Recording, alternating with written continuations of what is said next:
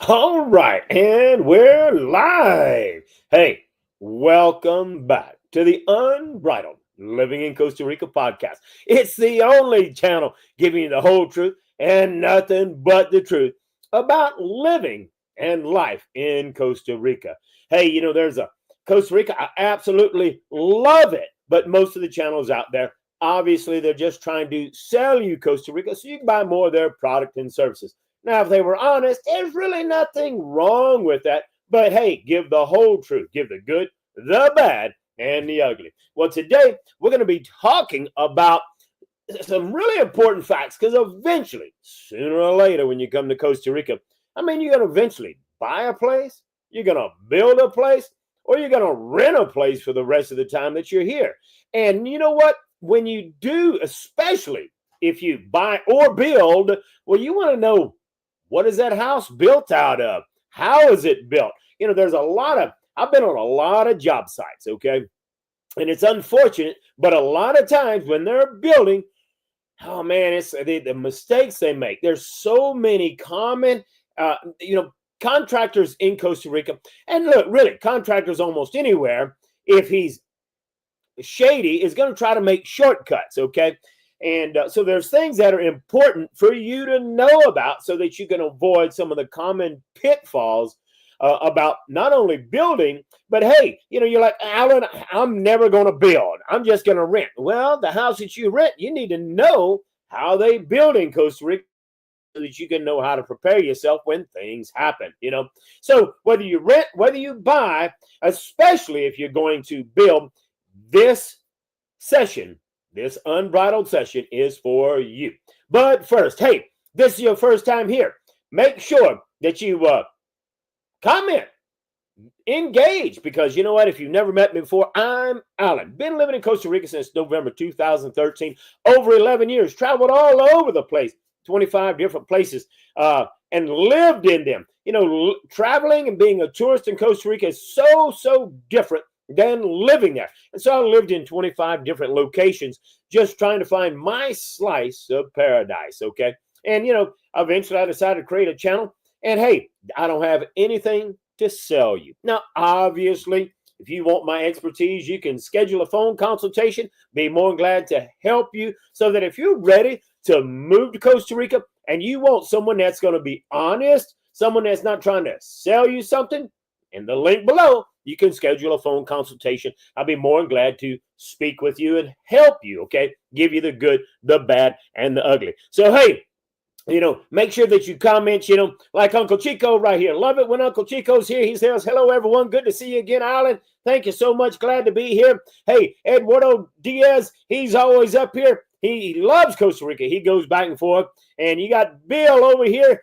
He's got friends going to remodel a small house, 20 to 30K. If the girlfriend had her way, he would have paid 50 to 65. We're going to be talking about some of these cons, some of the nightmares that happen when it comes time to remodeling, when it comes time to building. But before I go on and before we jump right in, keep in mind, next weekend is the first weekend of the month. And every first weekend of the month, we have our Q&A, which means you can ask anything. Q&A only, and I don't care what you ask, whether it's living in Costa Rica, whether it's, I don't care what the topic is. I'm not scared of any topic. I'll give you my honest opinion and my thoughts on it. But next weekend, Q&A. After Q&A, I think I'm going to start doing a building series because, there's lots of people that's coming to Costa Rica. And I want to educate you. I want to help you to look out for things. So on the next Q&A, next weekend is going to be Q&A. But after that, I think we're going to be talking about the different types of materials you can build with. What's the most common stuff that they build with in Costa Rica? Hey, what should you build with? Is there anything? Is one item better than the other? Because Costa Rica has earthquakes. That's right, earthquakes. Did you know there's earthquakes every single day in Costa Rica? And these are just things that you need to know about. So, hey, we're talking about building in Costa Rica. So let's go ahead and dive right in. Please make sure that you be engaging, please share and subscribe and like. and make sure you leave plenty of comments after the video is over. So, hey, you got my favorite Island's cold apple juice. Make sure you get your popcorn and cold drinks out because we're going to have a good time.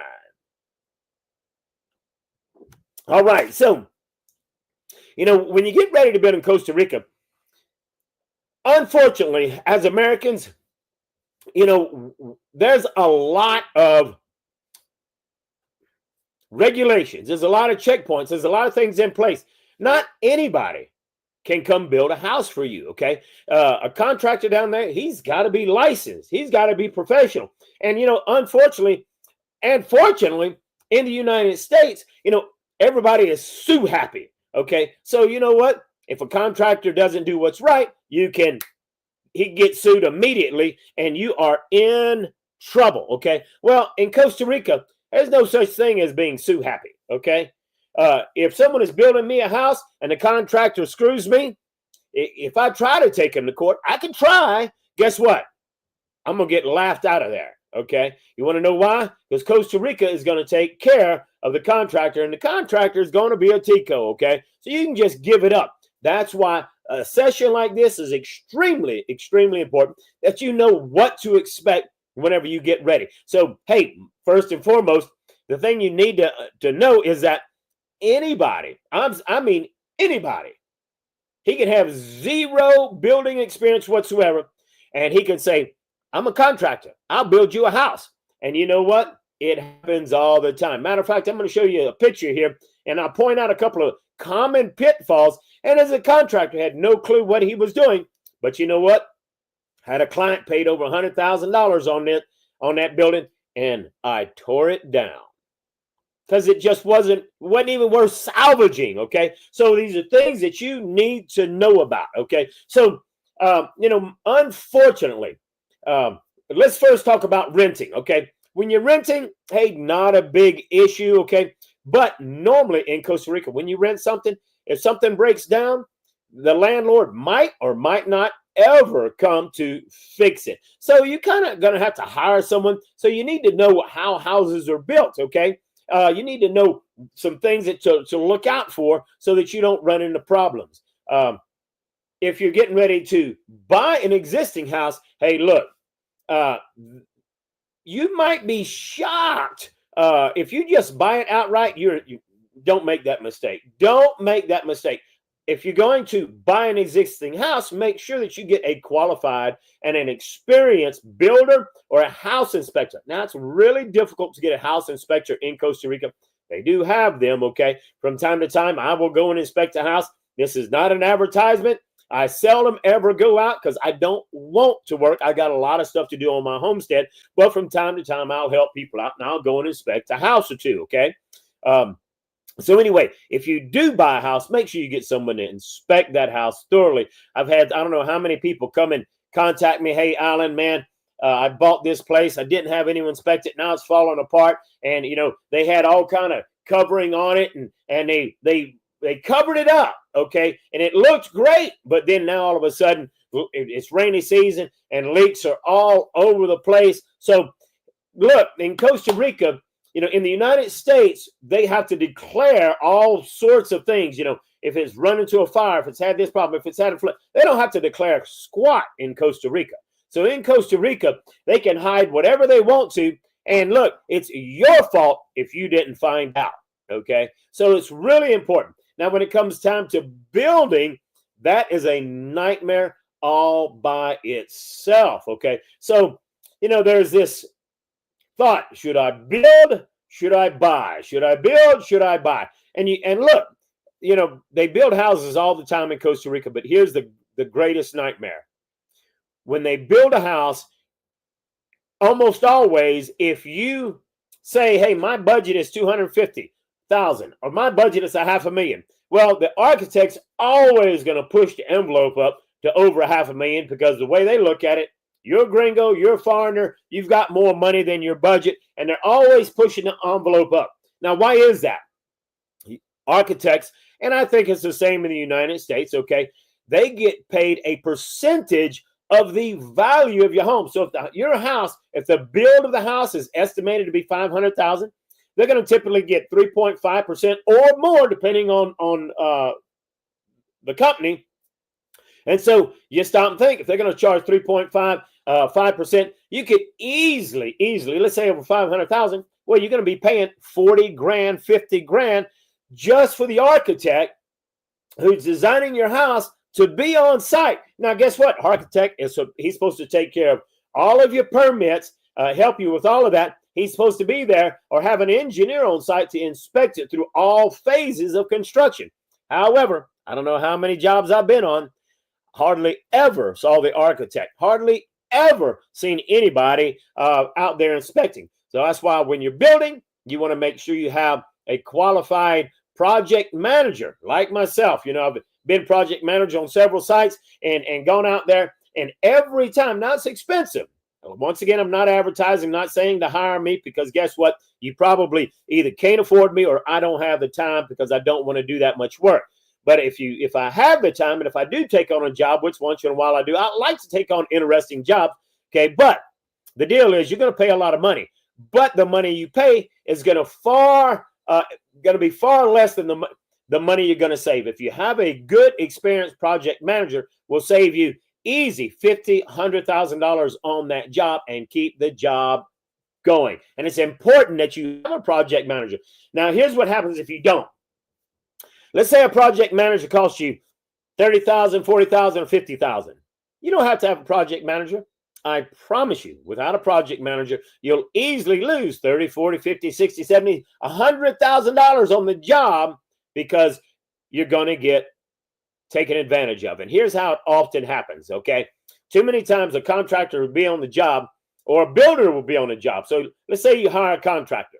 Well, the contractor, he may or may not know what he's doing. He's going to hire a builder that may or may not know what he's doing. And the builder, as they get ready to buy all the materials, he's making all these negotiations, under the table negotiations, and he's going from a hardware store to hardware store, trying to get the best deal he can on stuff. And guess what? He says, I'll buy all my materials from you with a kickback. So he's expecting a kickback. So I've got a friend, true story, who he had a big project. It's going to be a couple million, 2 or 3 million. It was a hotel anyway. He was renovating this thing, and he had a guy working there because he didn't speak Spanish. And so this was going to be his supervisor watching the place, making sure that the job is going. Well, about a month or two in, 3 months down the road, the guy that he's paying a salary to every month, all of a sudden has a brand new car. Like, this dude can't afford a brand new car. He sure can whenever he's making these under the table deals and he's talking to this hardware store, and he's getting all of these kickbacks, and he's got a big job and he's making lots of money. He all of a sudden can afford a new car. So that particular job, I think it cost him somewhere between $500,000 and $1 million more than he had expected. And it was all because of all of the under the table scams or negotiations that was going on. So, hey, you've got to be extremely careful. So if you don't hire a qualified project manager, someone that's going to be on the job, hey, look, project manager is going to cost you money. Don't hire him. You're going to end up losing a lot more than if you would have hired him. So let me give a quick shout out to Uncle Chico.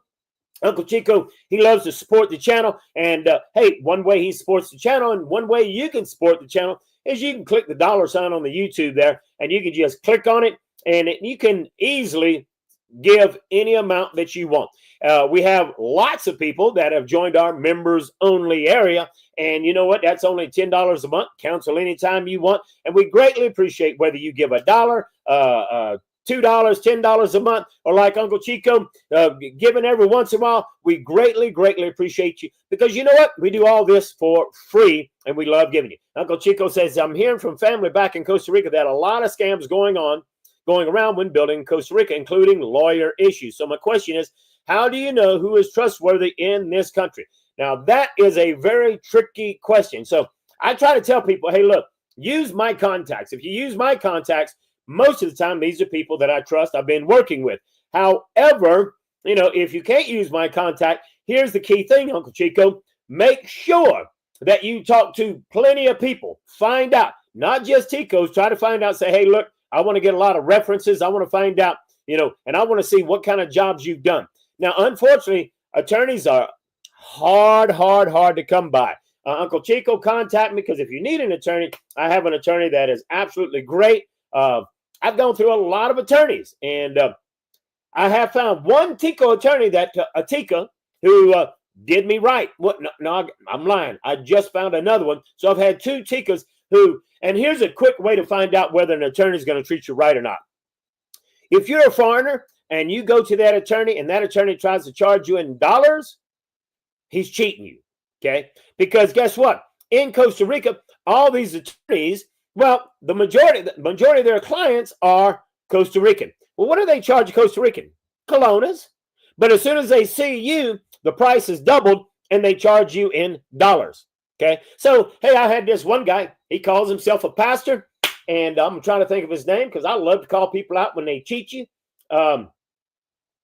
He's in San Isidro. He calls himself a pastor. He had a church. I don't know if he's still pastoring or not. Jorge is his name. He's right in the middle of San Isidro. And look, I was helping the guy out. Okay. He had a church. I was helping him in his church. Well, anyway, long story short, the guy kept overcharging me. I'm like, look, I don't want to know the dollar price. I want to know the Kelowna price. And he laughs and he says, ha ha, you gringo, you pay dollars.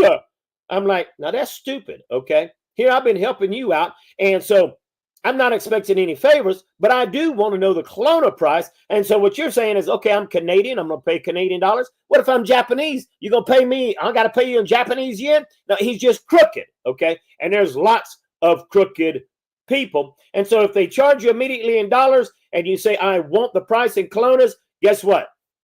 He's crooked. Run. So I hope I've answered your question on that.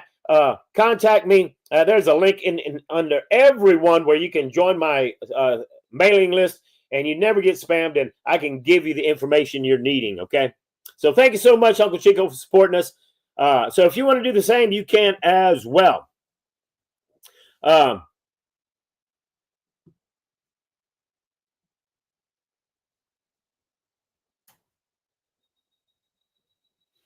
So I'm going to come through here.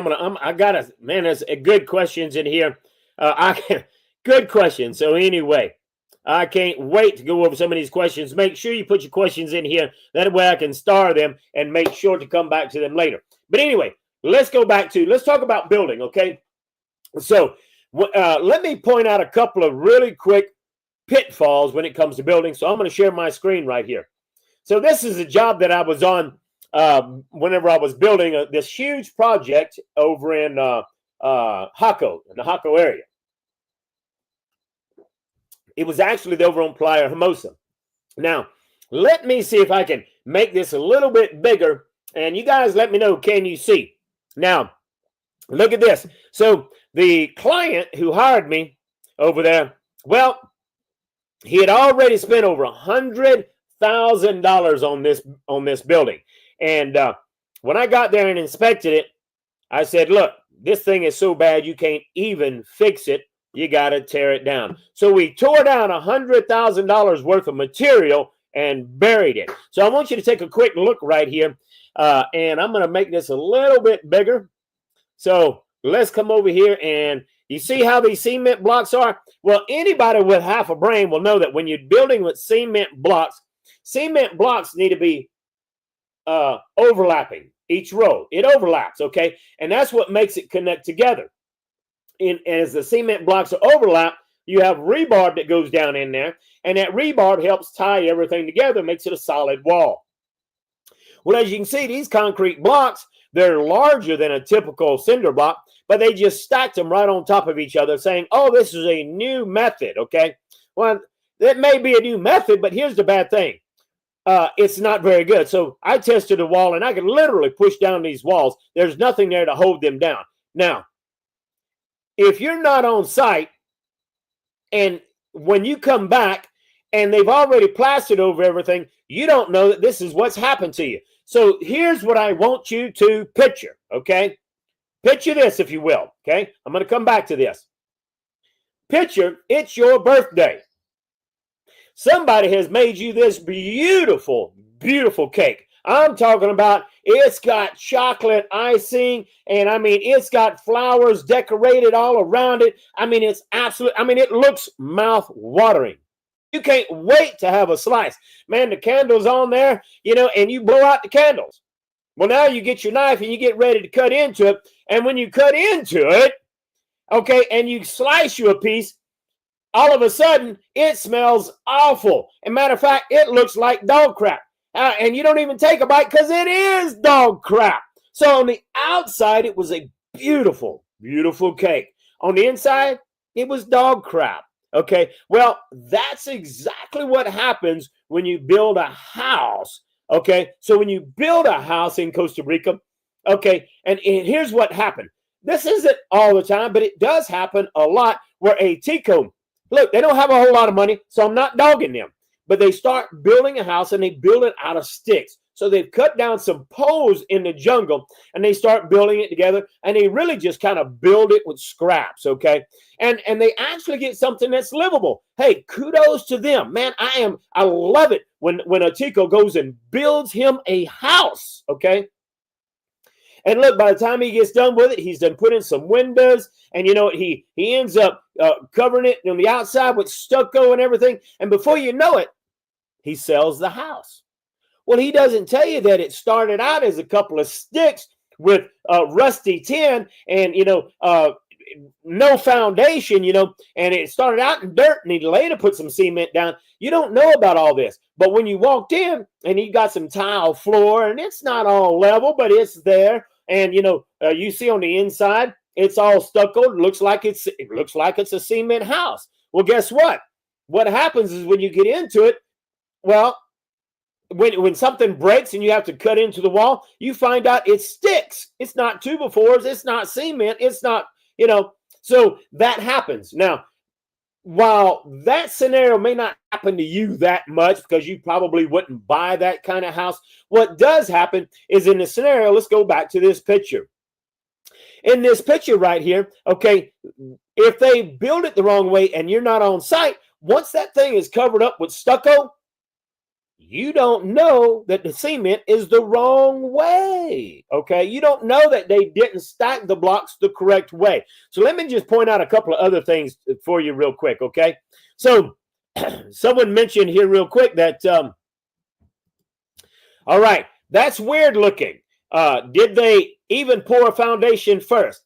Unfortunately, in Costa Rica, hardly ever do they pour a foundation first. That's not what they do. They typically put up the house, and they might have a foundation wall or, to where that's where they stack the cinder blocks. But most of the time, they don't pour cement foundation floor until after the whole house is up. It's the weirdest thing in the world because in the United States, we pour a huge foundation. So you're going to have all of the footings, all of your rebarb. You're going to have all of your plumbing. Everything is in place, and then we build the house. Well, in Costa Rica, yeah, they seem to do it opposite. Now, why in the world they do that? Well, my guess is because when they get ready, when a contractor arrives on site, he arrives on site pretty much with a hammer, a water bubble, okay, a tube of water bubble to make things level, and a handsaw. So they get all of this forming material to start forming things up, and they might pour cement where the footings go for the walls, okay? But they're not thinking down the road where they have to run electrical and plumbing. They don't worry about none of that, and they don't do it until after the house is built. Then after they got their walls up, they break the bricks and they put plumbing in where it belongs. It's really kind of a backwards way of doing things, but that's how they do it. So, number one, as we take a look right here, there's the cinder block walls are not interlocking like they should be. I'm going to zoom in on this concrete right here. So take a look at these posts. So in these concrete houses, in a lot of houses, you have what's called a concrete beam, okay? And a concrete beam, and you should have, like right here, there would be a concrete beam that should be over this window, and it would be on the second floor. But what I found on this particular build, even over here, so on this concrete beam, anytime you put a concrete beam up, it should be one solid pour. And do you see that crack right there? Well, they poured it up to that point, and then call it a day. Go home, maybe 2 or 3 days later, they pour the rest of the cement, so it's not joined together. So now you have a very weak joint in that concrete. Anytime you have a beam, it should be a solid pour. Same thing over here. Now, what's bad is on this particular contractor, he didn't have a cement mixer there, so there's his gravel sitting over here. So they'll take many times, they'll mix that cement on the ground. So they putting in, a scoop of concrete, 2 scoops of sand, 2 scoops of cement. They're mixing it up right there. Half the time they're losing count. They're not counting.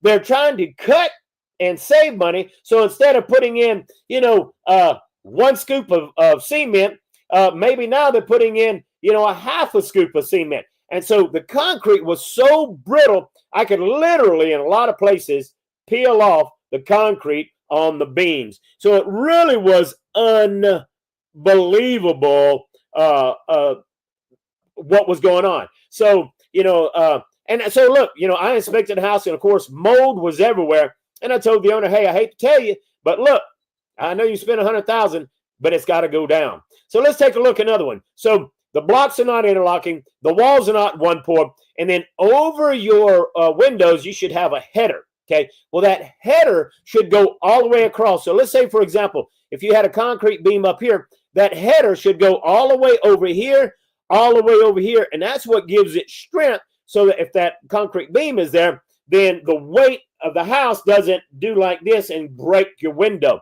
Well, if you look over here, the header is just over the window itself, and it doesn't go into the concrete beam. So where is it being supported at? You got this concrete, and while it goes across the whole window, it doesn't overlap, and so now you're going to have a lot of problems. So, this is just a few of the things, and anytime you're building in a concrete cinder block fashion, never build in the rainy season, because these concrete blocks fill up with water.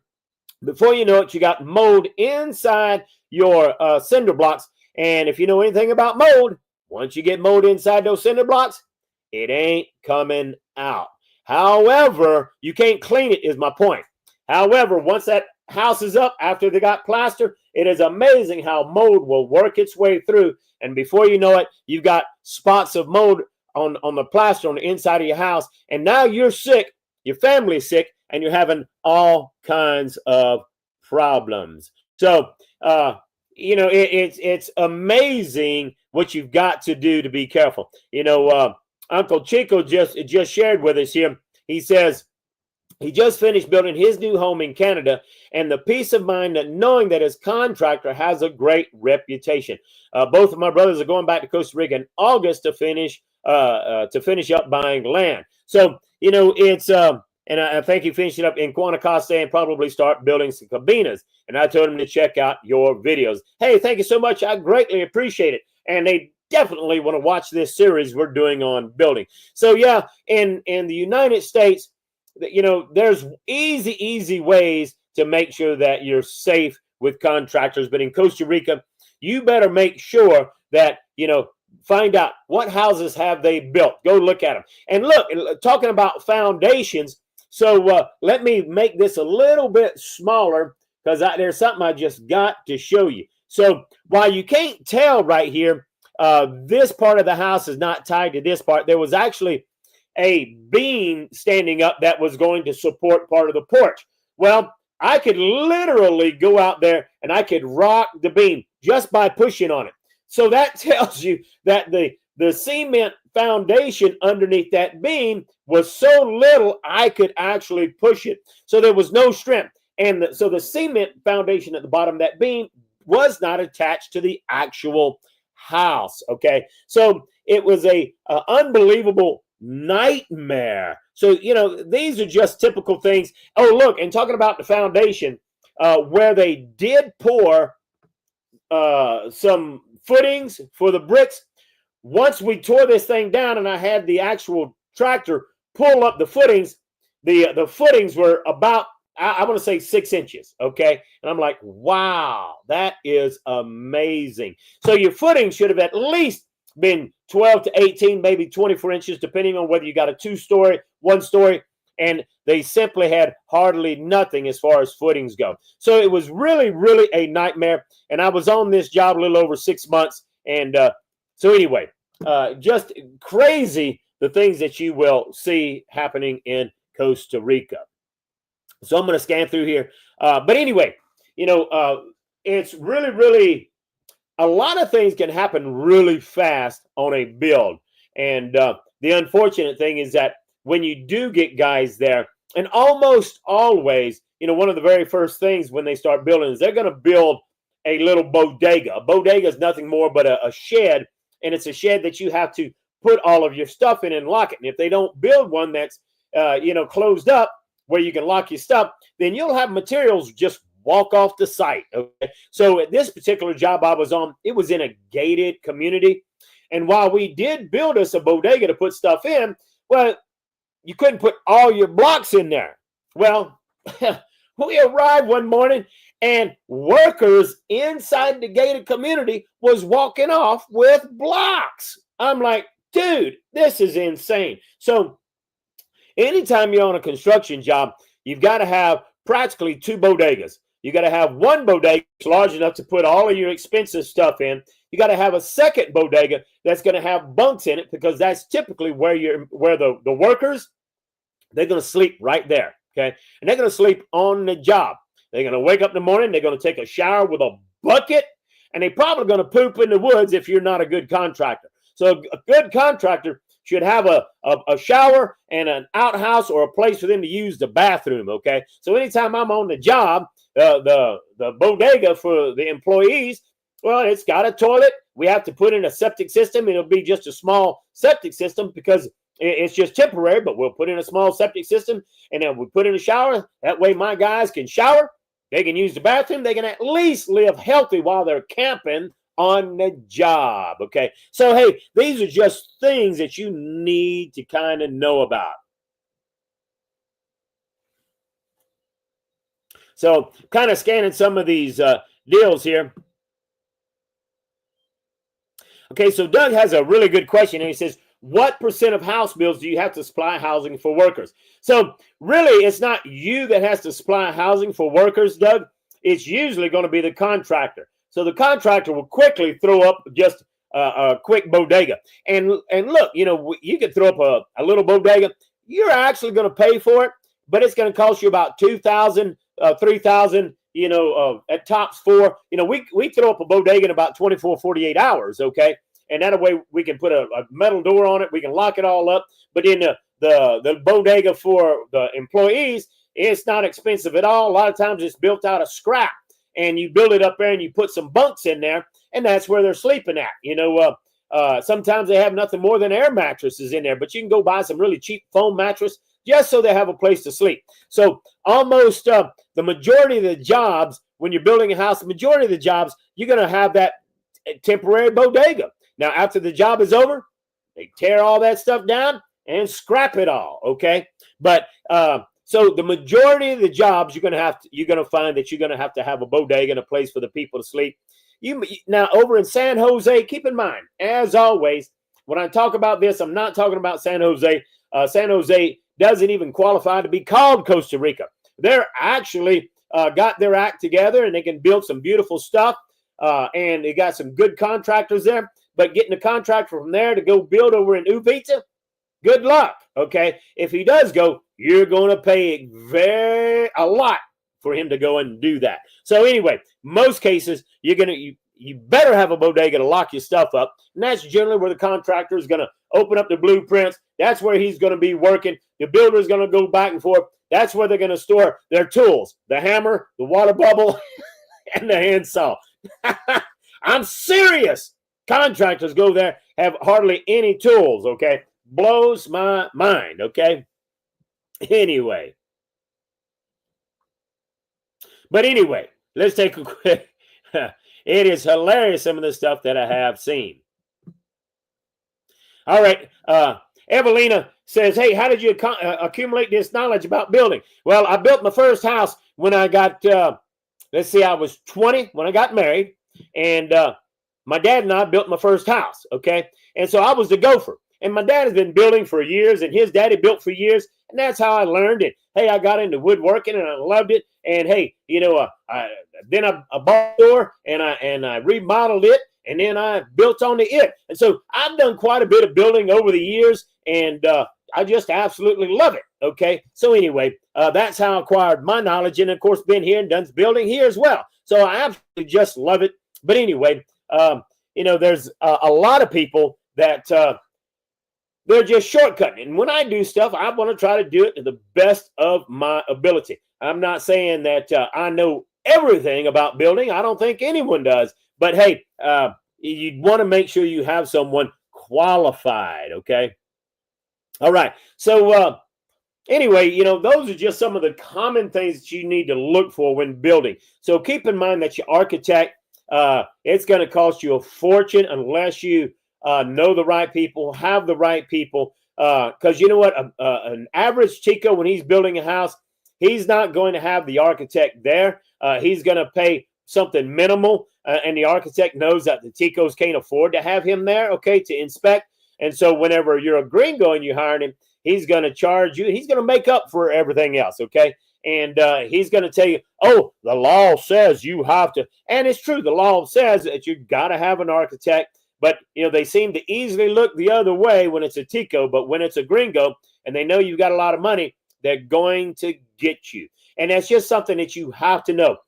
You're going to have to pay that $30,000 or $40,000 unless you got someone like me who, you know, knows how to take care of the job. And then I've got connections. I can say, hey, look, this is what we're going to do here. We're going to build it just like you would a Tico house, okay? I'm going to be the inspector on the job. So that, you know, those are, you know, and we're not doing anything illegal. I'm just able to pull strings to make sure that you're not getting the raw end of the deal.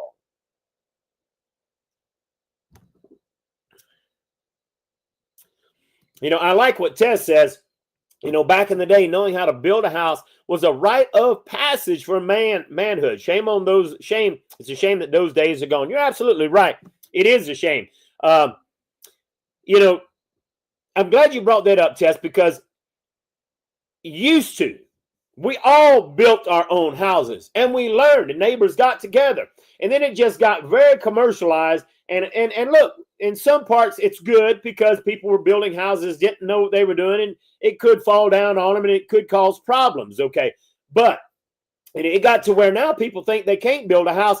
And now you got all of these rules, all of these regulations. But in reality, if you have your own property, you should have the right to build your own house. Okay. So it is a shame that those days are gone. But anyway, it's just, it is something different. So Evelina has a question. Was it hard for you to become accustomed to the way of building and proceeding there as they're in Spanish there? No, it wasn't hard because a lot of stuff are basic, and I'll talk more about this in as we go along in this series. Costa Rica, they build pretty much one way, and there's, you know, so I'll be talking about that. And of course, you know, Spanish, I always got somebody there with me. Of course, my Spanish is getting better and better and better. But anyway, when you're talking about construction, there's really one language: construction. It's like do it right or don't do it at all, you know. So it's not hard to get accustomed whenever you know how to build.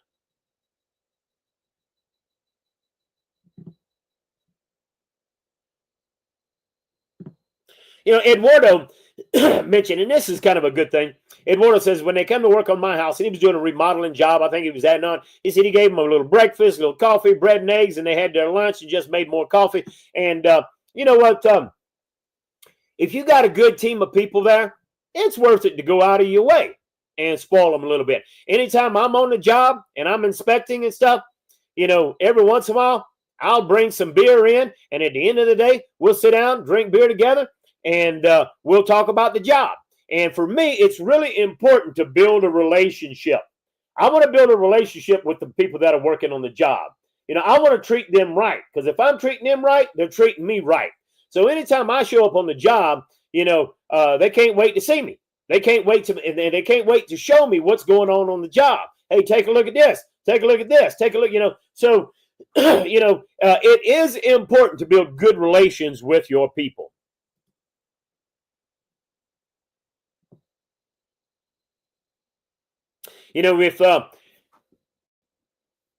I always like to give you the good, the bad, and the ugly. And I'm not just trying to give you the ugly. I mean, you can go to YouTube and you can type in, building Costa Rica gone wrong. All kind of, words like that. You're going to see a lot of videos come up. I've seen videos where people simply had someone remodeling, and boy, that was a nightmare that took forever, and they almost never finished, okay? So it can actually be a nightmare if you're not careful and you don't know what to do. And so hence, that's the reason I'm doing this series, to try to educate you, try to help you when you're getting ready to build. One of the important things you want to do, and I was mentioning this earlier, is try to never, never, never build during the rainy season. Obviously, you're going to have problems with mold. So here's what you do when it's time to build. Right now, we're in rainy season. Well, when it's time to build, okay, you're going to have to do some foundational work. You're going to have to do some site work. You're going to have tractors there. You're going to have to lay down the foundation. And so during the rainy season, it's okay to go up there and get the site work done. If you might need a little work done on the driveway, it's okay to go ahead and pour the slab. If you know where the septic tank is going to go, you can even go ahead and install the septic tank, okay? And that's another problem or common mistake, is they're always going to install too small of a septic tank. And I'm not going to talk too much on that because I want to do a dedicated video just on septic tanks. But you can do your septic tank, your foundation, your site work. You can do that during the rainy season because, typically during the rainy season, early in the day, it's going to be sunny. And so you can get the dozers out there, the backhoes. You can do the site work. You can start digging out the foundation. You can start pouring the slab and then get that stuff ready. Get the site work done. Get the septic tank in. Do that during the rainy season. Boy, when it comes November, and now rainy season is practically over, now it's time to, and look, you can get your bodega up, you can get your sheds up, have that ready. You can start getting supplies in, putting it inside the bodega. When it comes dry season, now it's time to go to work. So now we got about 5 to 6 months of good weather, and now we start building the house. Now, in 5 to 6 months, even if we're not finished, and in most cases, they're not, because everything in Costa Rica takes longer, at least now we can get a roof on that thing. Starts raining, so you don't have to worry about mold and fungus and all that other crap, okay? And that's, depending on what you're building with, and in most cases, regardless of what you're building with, you're going to have those problems. So you always want to get your site ready so that when dry season is here, come around November, you can start laying blocks if you're building with blocks, or laying, doing whatever else you're doing so that you can get as much done as possible, okay? So these are just some things that you need to think about and be prepared for, okay? So I'm going to kind of scan through there. We're already at 45 minutes in, and I want to be sure to answer your questions. So now is really a good time to put your questions in there, and I'm going to scan through here and kind of take a look at some of these other questions that I highlighted earlier.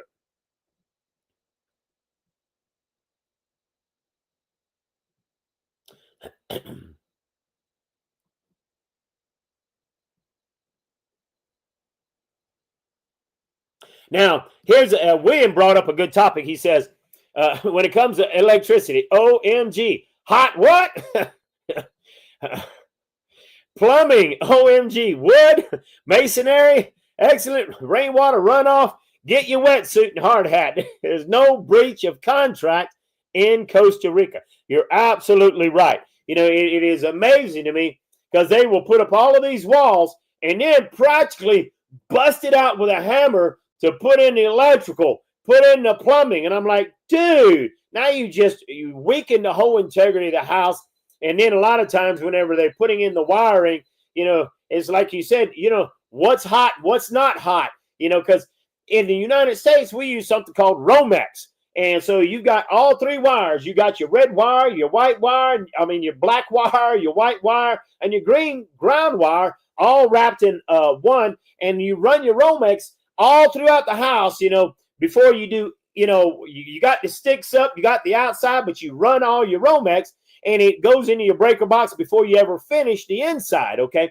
All your plumbing is actually done before you even lay the foundation, okay?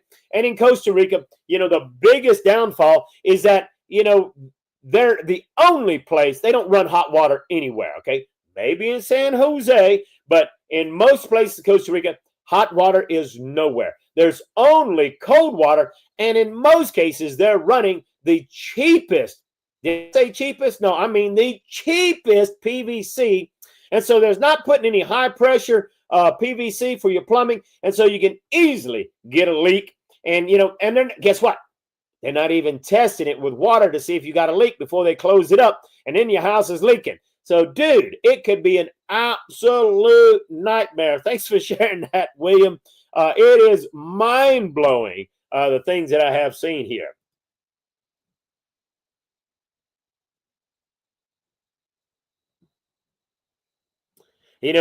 William brought up something here. He said he just had 2 pages, a contract, I'm guessing, translated into English.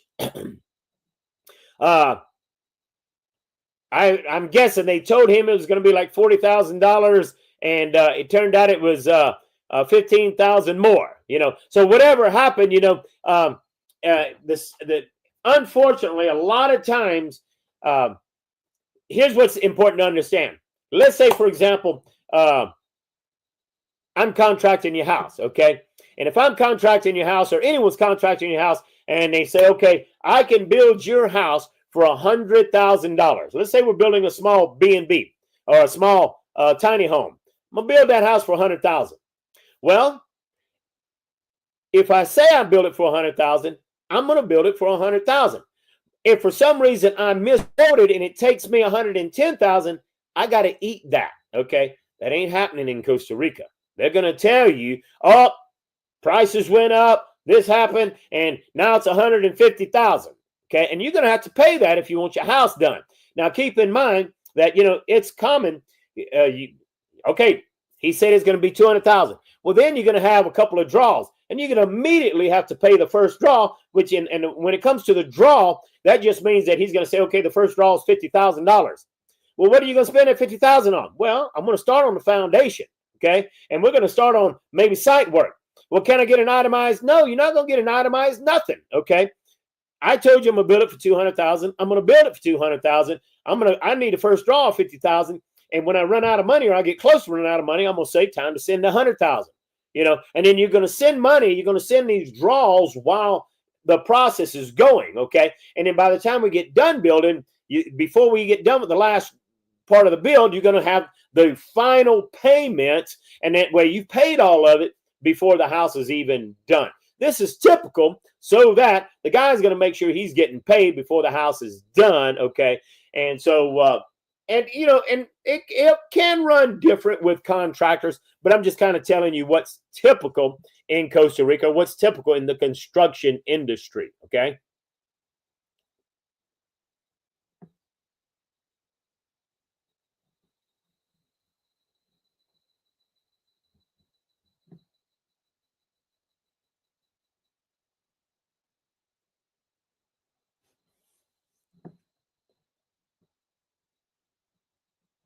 So I'm scanning through here at some of these here. Now, hey, this is a good. I'm glad you brought this up. Okay, William says his sister-in-law's apartment slid down a hill into the street and she lost everything. So, hey, when you get ready to build, we do have landslides in Costa Rica. Okay, and the contractor, he will build anywhere. So it is important. If you don't have a solid foundation and you're on the side of a hill, you definitely got to have. And if you're on the side of the hill and you don't have the right foundation, your house could easily slide down the hill and you could easily lose everything. Guess who's going to pay for that? You.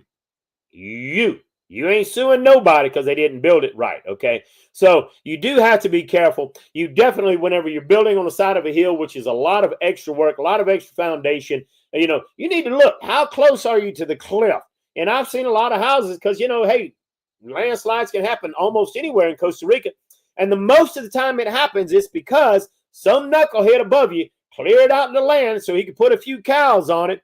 And so now you don't have trees or anything to hold down that mud. And those cows create all these ruts. And then all of a sudden when it rains, those ruts soak all that in. And now all of a sudden it's mud. And then you get enough rain and it washes. And when it slides, it's going to take out anything that's below it. Okay. So, you know, you just have to be careful. Yeah, there's a lot of people that will hire me to come out and inspect their property before they even buy it. Okay. And hey, it's well worth it. I go out and inspect your property. I'm going to look at that whole thing and I'm going to tell you where's the best place to, where's going to be probably your best building site. I can look at it and tell you, is it going to have a potential for a landslide? I can look at it and tell you, hey, you know, did you have a topographer come out here, make sure your boundaries are there? There's a lot of things that come into play when it comes time to buying your property. So it's really important. If you don't know what's going on, get somebody to inspect your property. Get someone to inspect a house if you're getting ready to buy it. Make sure that everything is okay before you buy it.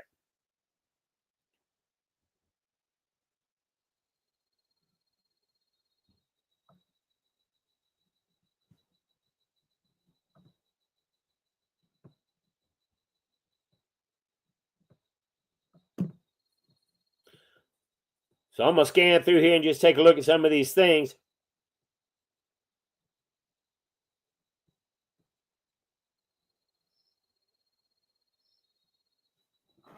So I talked about, Evelina says, hey, you spoke before about building the healthiest house there. Would you say concrete is the best material for considering health?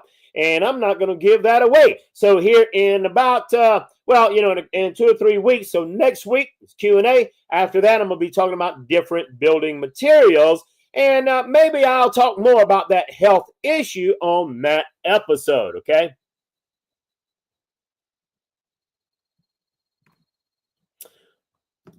So Doug says, have you worked with SIP panel homes? Okay. So Doug, tell me, what does SIP stand for? And if I got to ask you what a SIP panel stand for, either I don't know what SIP stands for, or maybe I'm calling it something different. Okay. So, hey, Doug, tell me what SIP stands for.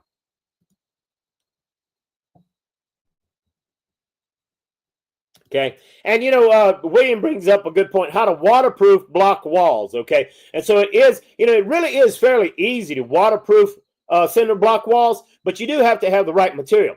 Unfortunately, most of the time, they're not worried about waterproofing anything. They're going to put that cinder block wall in there. They're going to stucco it. And they're usually using the cheapest material that they can find, because the cheaper the material, the more money they're going to make on that job. That's why it's important to have somebody there on the job to, because, hey, we get a lot of rain in Costa Rica. It's nice to waterproof your home. Now, you know what? If the house is built right and it's on top, your a house pad, in the United States, we get ready to build a house. We have a house pad first. Well, all that means is we've piled up a bunch of dirt. It's settled. And so your house is going to be typically 3 or 4 foot higher than the rest of the soil around you. That way, when it rains, all the water runs off. I don't see them doing that here in Costa Rica, and that's simply because, a lot of the houses run. I don't think they know about it. So it's always great to have a house pad so that when it does rain, because I see a lot of houses, it comes raining, there's no house pad, and when it rains, man, you get a ton of water coming, and you might have 2 or 3 inches of water, and it may run off quick, but that 2 or 3 inches of water goes right up against your cinder block walls, and cinder blocks, water will start running through it if you don't have it, waterproof.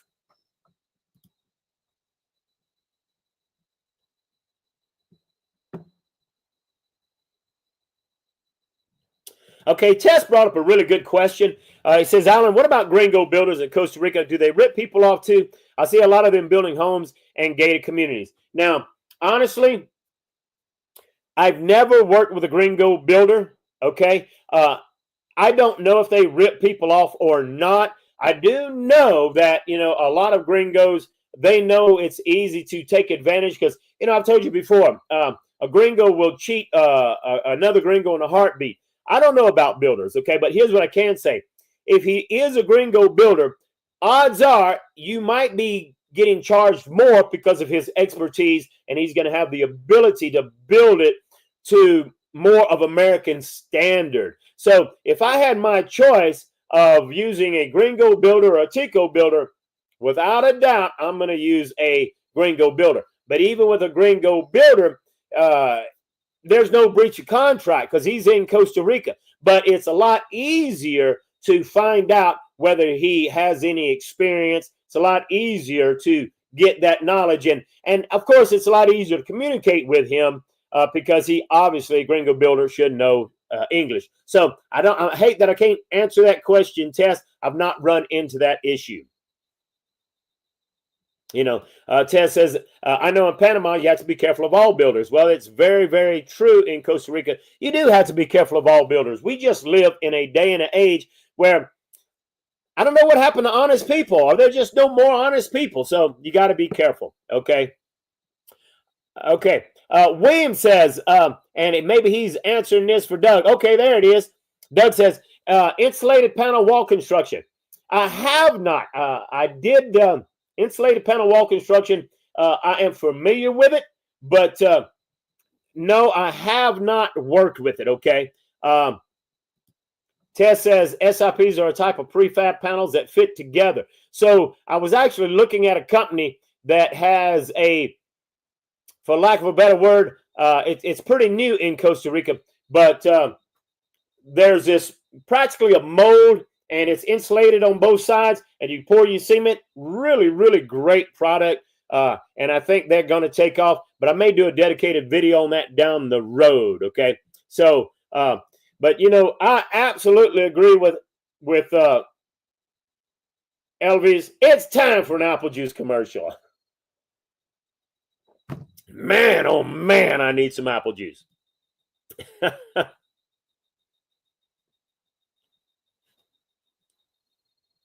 So, and Tess says, hey, Alan, that makes sense. I guess that's why everybody needs lawyers. Even in the USA, tiny home builders are taking millions and then declaring bankruptcy. I'm glad you brought that up, Tess, because I want to say 20 years ago, in the heyday of Costa Rica, when Costa Rica just was really crazy popular, tons of people were coming down here. Gringos were buying these properties, and they would build a huge gate. And they had these master plans, and they might have one show house. And they were selling lots, taking on these massive tours. And after they sold a ton of lots, they disappeared. And so you had all these gated communities, these beautiful, gates and everything. And they show you these master plans in phase 1 and phase 2. They might actually start building 1 or 2. But you know what? All of a sudden, the construction bubble. And that's back when the United States, everything was crazy high. And then the bubble busted. And when the bubble busted, man, all these people left out. And people lost a ton of money. I'm not seeing a lot of that anymore in Costa Rica. But dude, you just you got to be careful everywhere. Unfortunately, we just have people that much rather get a piece of your pie or all of your pie instead of making their own money. You just got to be careful. Termite issues. You do want to be careful because in Costa Rica, now like where I live at, elevation is so high, I can build with wood if I wanted to and not have a problem with termites, okay? But every single house I've rented, even if it was a concrete house, it's got wood trim around the doors, would be tore up with termites, okay? So, you got to be careful. You got these little ants that eat up the wood. You just got to be careful, okay?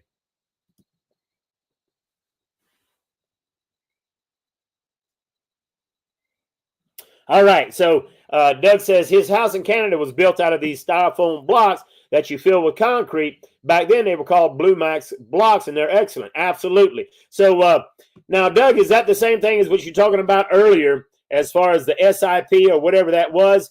Because there's a new company in Costa Rica that has a product similar to this. I don't know if it's styrofoam block, but anyway, but these panels, you put them up there and you practically have all the walls in place, and then you have a big cement truck come and they fill it all in. And so your whole house is practically a solid piece of cement.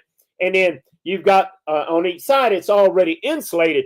Great product. Okay. And those houses go up really fast. Okay.